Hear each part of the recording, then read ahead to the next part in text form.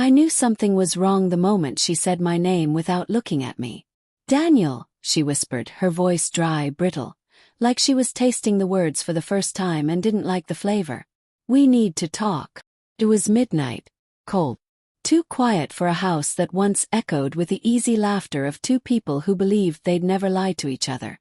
I closed the laptop and turned to my wife, my Emily, standing by the doorway with her arms crossed and her eyes swollen from crying. Not the soft kind of crying, not the tender vulnerability I had known in her for years, but the harsh, jagged crying that comes from guilt. Or worse, indifference. What is it? I asked. Her fingers twitched. She swallowed. I regret it, she said. All of it. Every day with you. The words cut through me before my brain even processed them. What does that mean? She exhaled shakily. Opening the marriage. Being with you. This whole life. I regret all of it. A cold current ran through my body. Slow, paralyzing, merciless. But I forced my voice to stay steady. Is there someone else? She looked at the floor. There has been, she admitted. For months. The beginning of the end. When we opened the marriage 6 months earlier, it had been her idea, her request, her excitement, her logic. I just want us both to feel alive, she had said then, smiling with an innocence that in hindsight was nothing but camouflage. She had already met him by then, I know that now. The man she claimed was just a friend from work. The late-night texts she said were about a project. The perfume she only wore on weekday evenings, never weekends. I had been stupid. Stupid in the way men in love are stupid. Believing transparency is enough, believing trust is armor. But all it does is give the other person a clean place to stab. The confession. His name is Marcus, she said now, rubbing her arm like she was trying to wipe the guilt off her skin. We didn't mean for it to happen, but it just did. Everything just happens when you want it to. Do you love him? I asked. Her silence was louder than any answer. She looked at me, not angrily, not even sadly, but with a strange emptiness, a hollow sincerity that hurt more than screaming ever could. I feel things with him I never felt with you, she whispered. Not once. Not in all our years. My throat tightened. So I was what? A placeholder. You were safe, she said. Predictable. Kind. But he's exciting.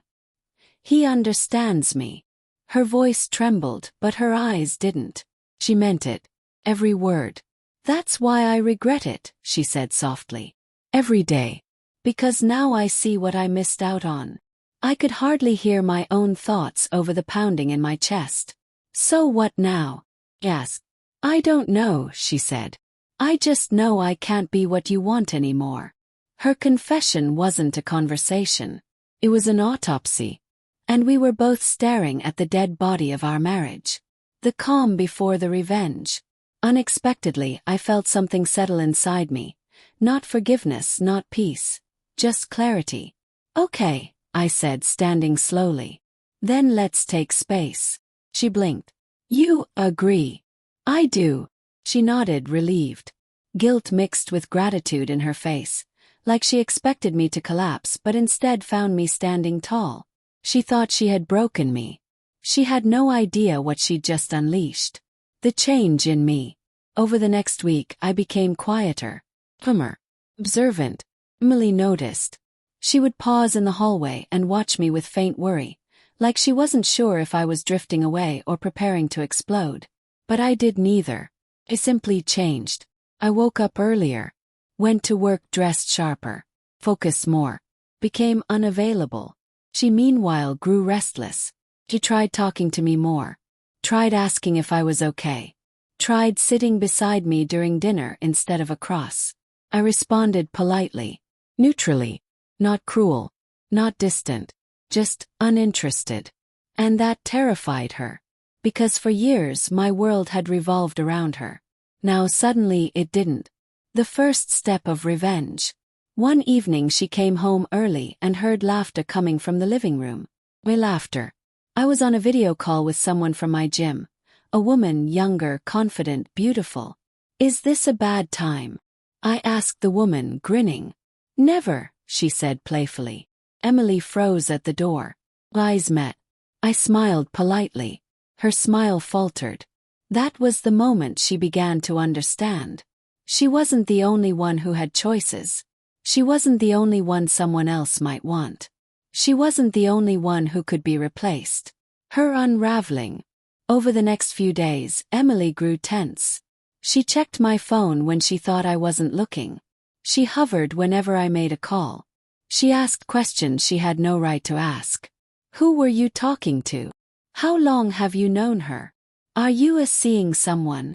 I answered simply. I thought we agreed we could see other people.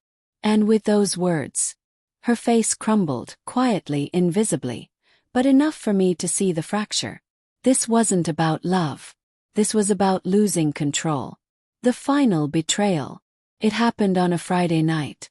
She stood in the living room, her makeup smudged, her breathing uneven. She wasn't coming from work. She had seen him.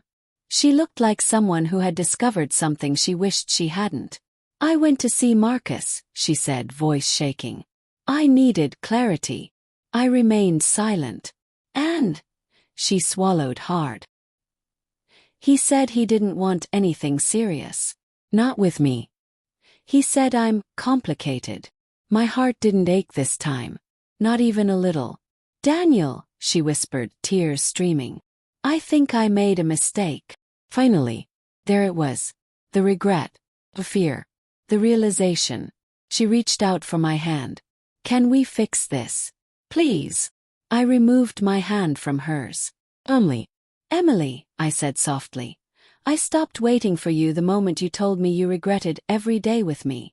Her face twisted in pain. Don't say that, please don't do this to me. I stepped back. You didn't regret the marriage, Emily, I said. You regretted choosing me. A sob. I was confused. No, I said quietly. You were cruel. She folded into herself as if her bones were giving up. The revenge she never saw coming. She tried to touch me again, but I stepped away. Daniel, please. I'm begging you. I looked at her, really looked at her. This woman who once held my heart so gently she swore she'd never drop it. But in the end, I said, you didn't drop it. You threw it away. She collapsed onto the couch, shaking. I reached into my pocket and pulled out the unsigned divorce papers I had prepared a week earlier. Her eyes widened. You planned this. No, I corrected softly. You planned this. I just accepted it. Her lip trembled. Is there someone else? She whispered. There could be, I said. And that's enough. She covered her mouth and sobbed into her palms. Not the guilt crying from before. This was panic, fear, desperation. For the first time, she understood what she had lost. I placed the papers in front of her. You can sign them when you're ready, I said. She looked up, broken. Daniel, I want us back.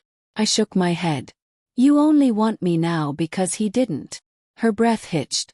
That's not true. It is, I said. And that's why this is the end. Epilogue. The power of letting go. 2 days later, she signed the papers. She left the ring beside them. A tiny circle of metal that once symbolized forever. She texted me that night. I don't know who I am without you. I didn't reply. Not because I was angry, but because for the first time since loving her, finally felt free. And that, more than anything else, was my revenge. Not anger, not destruction, not cruelty, but walking away, without looking back.